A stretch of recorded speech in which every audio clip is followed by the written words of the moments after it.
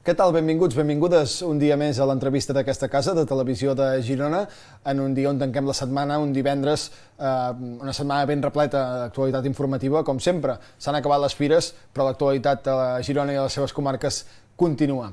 Avui, com seria habitual, fer una entrevista esportiva, però tenim un altre tema que és d'avui per avui i creiem que és de molt d'interès per la vessant política que té, i és que en les últimes setmanes hem vist com la posició de Junts dintre del Congrés dels Diputats ha pres una gran rellevància perquè han retirat el suport que li donaven al govern de Pedro Sánchez, una decisió que és molt important perquè d'aquesta manera el govern de Pedro Sánchez perdrà la majoria en les coses que vulgui tirar endavant. I allà hi tenim la diputada Marta Madrenas, que és l'exalcaldessa d'aquí a Girona i que ens ho explicarà allò més bé des de la vessant també una mica gironina.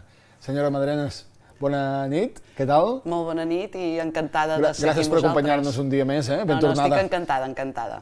Us enyoro.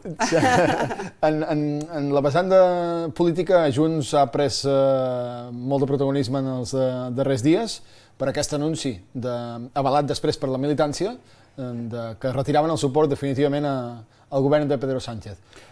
S'han donat una sèrie de circumstàncies que creuen des del seu partit que ja són totalment inadmissibles i circumstàncies que en molts casos tenen a veure amb la voluntat, diuen vostès, del govern espanyol, però bé, expliqui'ns com ha anat tot plegat. Per què ara se li retira el suport al govern d'Espanya? Bé, de fet, segur que recordareu quan, de fet, van fer factible la investidura del president Pedro Sánchez, que nosaltres vam dir i repetir que no estàvem allà ni donàvem suport en el senyor Pedro Sánchez per falcar cap govern espanyol, ni el socialista ni cap, sinó que estàvem per millorar la vida dels catalans i de les catalanes, per una banda, i en segon lloc per resoldre d'una manera completament diferent a com s'havia intentat fins al moment, resoldre el conflicte polític que existeix entre Catalunya i Espanya, i de la voluntat dels catalans de voler ser un estat normal dins d'Europa. Llavors vam donar aquest suport, però es va fer tancant un pacte previ, que és l'acord de Brussel·les, que coneixereu, va costar moltíssim, van costar 3 mesos, si recordareu, des de les eleccions fins a la investidura, i es van arribar a una sèrie d'acords en què el principal segurament era, i la diferència amb els altres partits que també van donar suport, era que no era un acord d'estabilitat del govern espanyol, que era un acord per la investidura i que llavors hauríem d'anar arribant a diversos acords en els dos àmbits, tant en el d'alliberament nacional com en el de defensa dels interessos dels catalans i de les catalanes, i que aniríem arribant a diversos acords i que s'anirien complint. Això sota la supervisió d'una mediació internacional. Arribat el primer any, recordareu que vam plantejar en el president Sánchez una qüestió de confiança, que es sometés a la confiança del Congrés perquè no s'estaven complint els acords tal com s'havien signat, amb la bona fe de Junts per Catalunya, tot i les desconfiances de que sabem per tota la història que cap dels governs, cap dels dos, compleixen en Catalunya, però amb la voluntat d'actuar de forma lleial. I vam plantejar això, però recordareu que el mediador internacional ens va dir és poc temps, només ha passat un any, és cert que no s'han complert alguns d'aquests acords, però doneu una mica més de marge, deixeu treballar perquè segueixen dient els socialistes que compliran, que ho faran, perquè això sí, bones paraules les tenen totes, sempre ens han dit que complirien i acords, hem arribat a acords, no podem dir el contrari. Els heu signat? Sí, tots signats. Estan tots els acords signats? Absolutament. Li sembla si repassem, i que no em falli la memòria, es va signar, entre moltes altres coses, que s'entregarien les competències en immigració. Per exemple, està fet això. Però no s'ha fet cap pas a... No s'ha aprovat encara en el Congrés espanyol el traspàs de la immigració per després nosaltres poder gestionar des de Catalunya, segons les nostres pròpies necessitats, què cal fer respecte a aquest repte demogràfic que tots identifiquem com un repte molt important. Llavors hi ha el tema del català a Europa. Sí, que el més calent és a l'aigüera. Aquest tema tampoc depèn únicament del govern Sí, espanyol. però no depèn només d'ell, però a vegades quan han volgut d'altres coses doncs han arribat a acords amb d'altres estats per fer possibles d'altres mesures. Recordem que els primers 6 mesos van tenir la presidència, el govern, el senyor Pedro Sánchez, i no van moure ni fitxa, o sigui, no van fer absolutament res quan ells en tenien la presidència, per exemple. No? El tema de l'amnistia? El tema de l'amnistia... S'ha aplicat, però no de manera 100% efectiva, perquè el president Puigdemont no ha pogut tornar. Ni el president Puigdemont és aquí, ni el conseller Comín, encara hi havia judicis, hem vist a Girona per al tema de les fotos del rei, etc.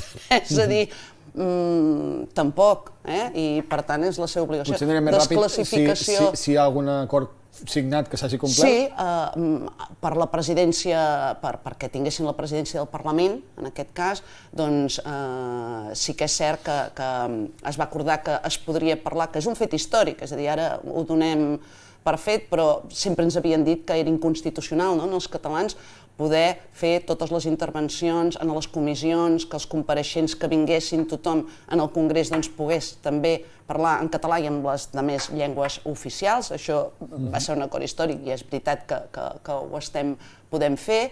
I vam demanar també que s'iniciessin, que es convoquessin i s'impulsessin les comissions d'investigació per l'Operació Catalunya i Pegasus, i aquestes estan molt lentament, però s'estan movent, però en canvi, per exemple, també hi havia que es desclassificarien els documents dels dramatiquíssims atemptats de Barcelona del 17 d'agost i n'hi ha documents que ja no estan classificats i que no ens els han permès veure encara. És a dir, és una voluntat de no voler complir amb Catalunya. N'hi ha que criden més l'atenció que d'altres, perquè sí que molts depenen d'acords polítics i de burocràcia, que al final és el que hi ha, però, per exemple, el tema de les balances fiscals, el govern espanyol disposa d'aquestes balances fiscals. Òbviament, si tenen el control de tota la comptabilitat. Per què no les ensenyen?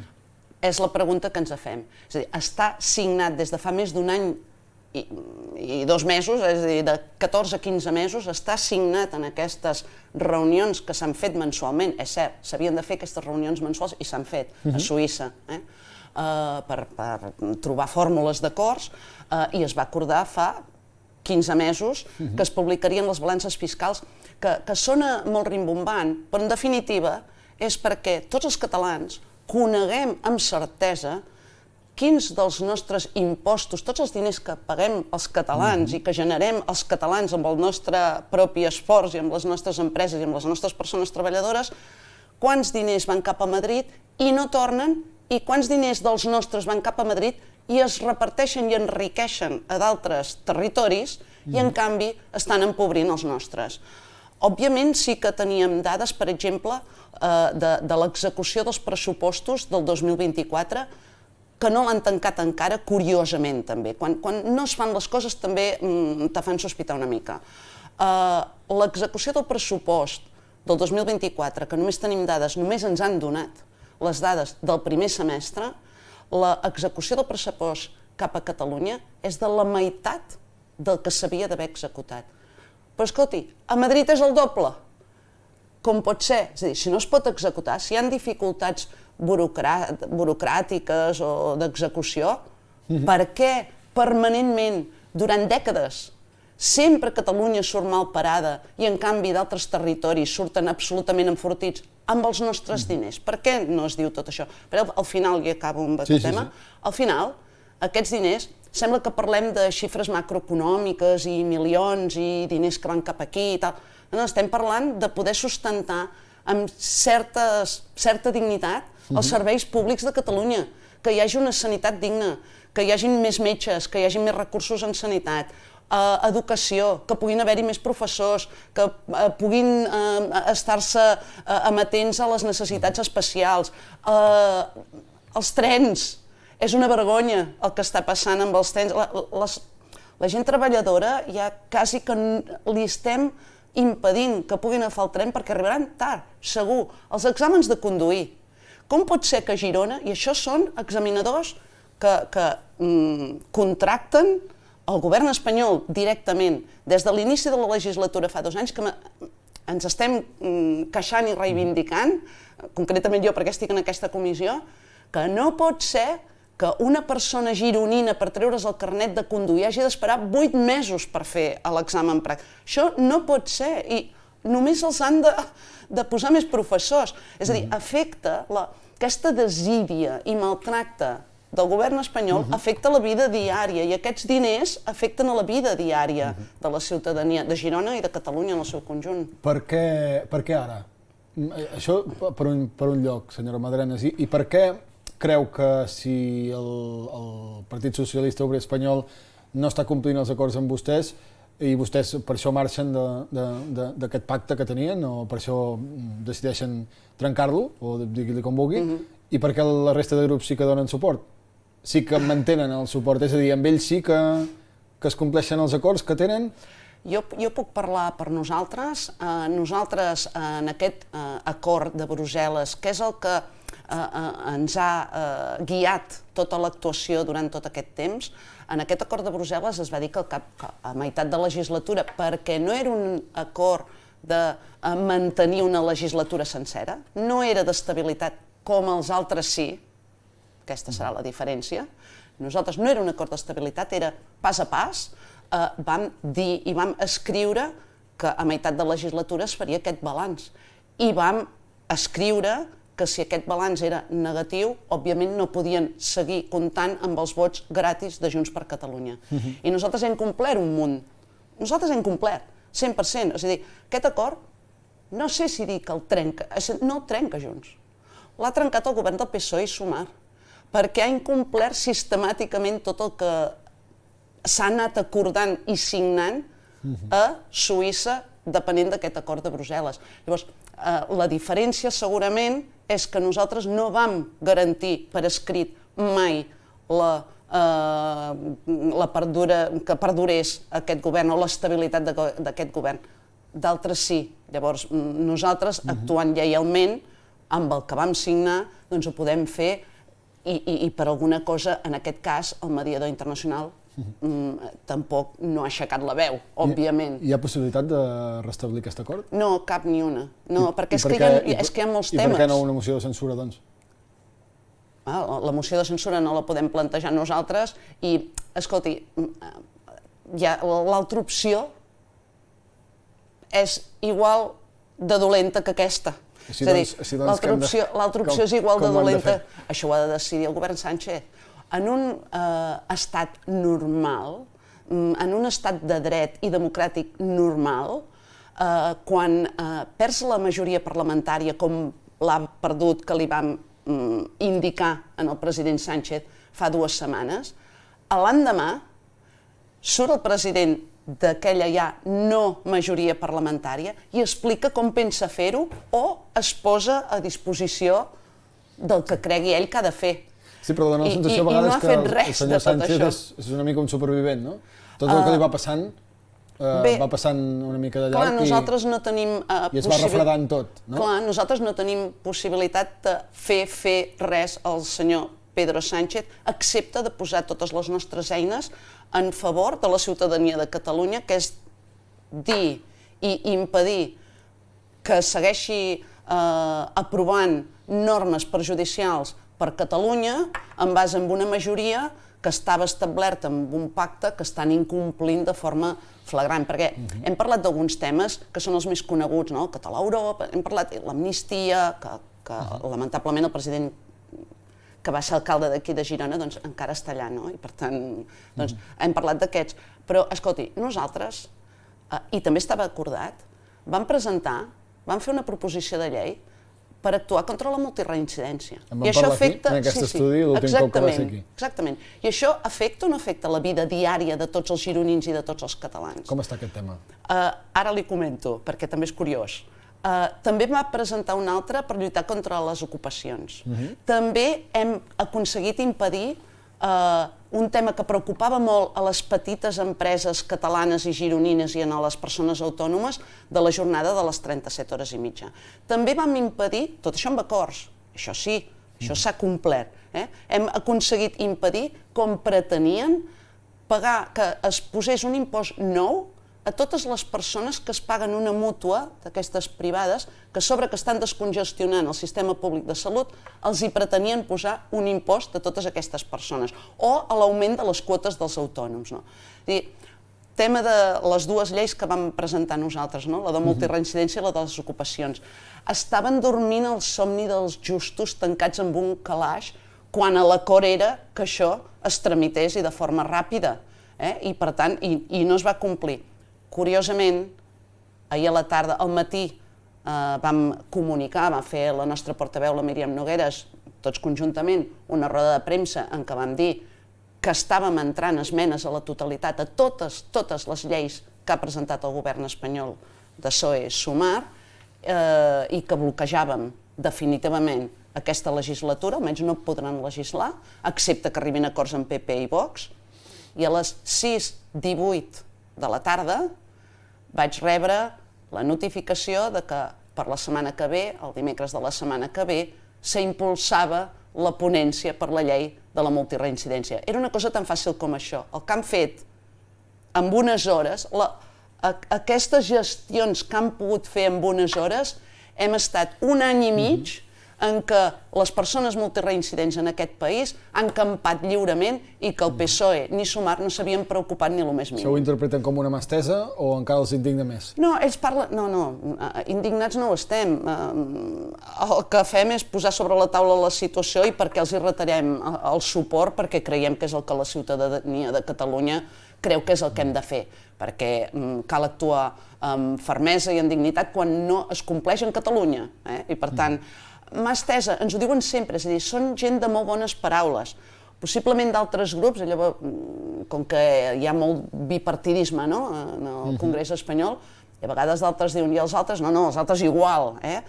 Potser no tenen tan bones paraules, i aquests tenen més bones paraules. És a dir, segurament és més fàcil que enganyin, perquè quan te venen bones paraules i te diuen que sí a tot i tant i que es complirà i tal, doncs a vegades es fa més difícil trencar, no? Quan t'estan dient no, de veritat que tens raó, complirem, es fa més difícil trencar, però les bones paraules no serveixen. El que interessa a la ciutadania no és sentir una persona molt simpàtica i molt amable i que pot ser que caigui més bé el senyor Sánchez, així des de fora, el president Sánchez, que el senyor Feijóo. Possiblement sí, però és que a l'hora d'incomplir exactament igual a l'un que l'altre. Per tant, el que interessa a la ciutadania de Catalunya no és tenir un president a Espanya que caigui molt bé o que sigui més amable, sinó que compleixi amb els interessos de Catalunya. I estan incomplint flagrantment. Dos preguntes molt ràpides per acabar, potser ja no tant a nivell estatal.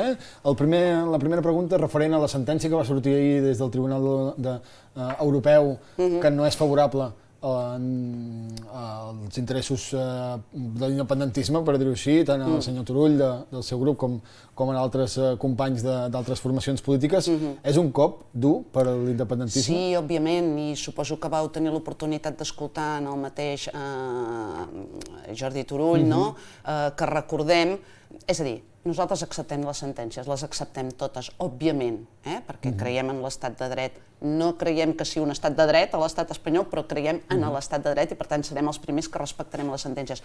Òbviament va ser un cop perquè no considerar que va ser una maniobra política, que enmig d'una investidura com a president del mateix Jordi Turull se'l detingués a la nit al mig de la sessió plenària i se l'emportessin detingut a Madrid, si això no és una maniobra política, a mi ja m'explicaran què és.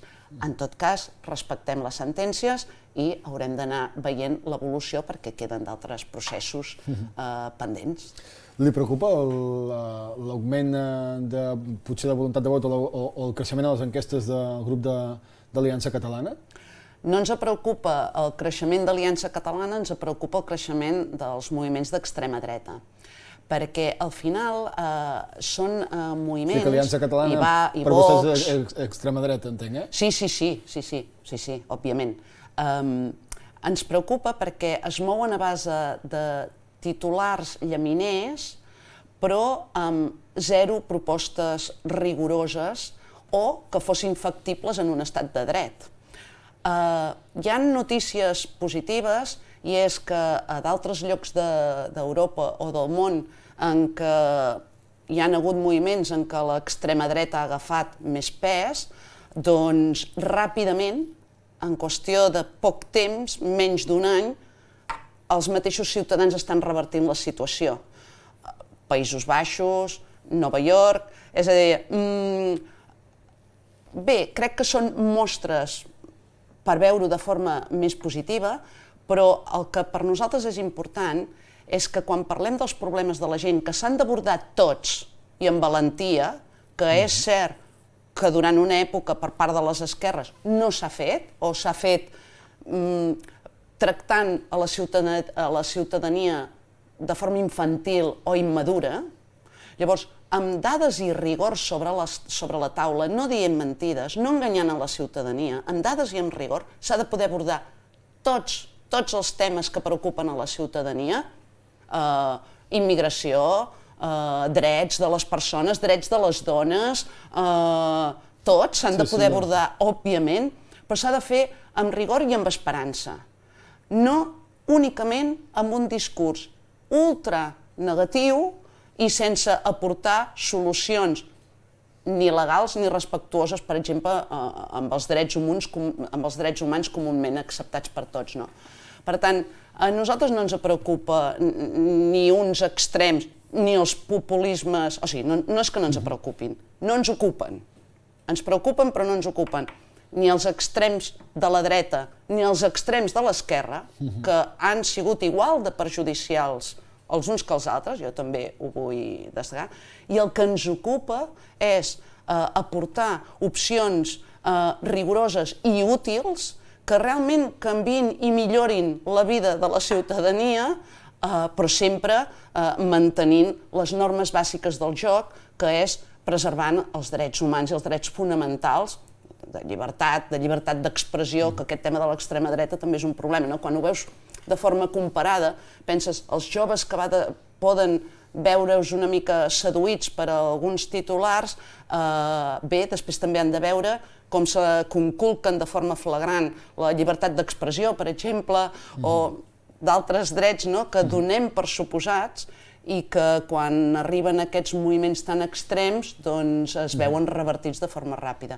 Per tant, ens ocupa donar opcions d'esperança i de millora pels ciutadans i ciutadanes de Girona i de Catalunya. Com és costum, quan ve vostè, hi hauria una altra entrevista per fer, ens podríem emplaçar demà, però no tenim més temps. Moltes gràcies, senyora Madrenas. Ha quedat clara la postura del grup de Junts al Congrés, que és la que comparteix també des del Parlament el mateix grup de Junts, per tant, res, aviam si alguna de les propostes que han plantejat van sortint endavant, encara que s'hagi trencat aquest pacte o aquest acord que tenien amb el govern.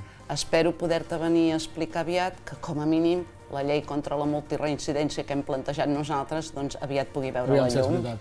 Gràcies, senyora Madrenas. Nosaltres acomiadem aquí l'entrevista i la setmana també. Moltes gràcies per haver-nos seguit a Televisió de Girona una setmana més i als serveis informatius hi tornem el dilluns. Gràcies i adeu-siau.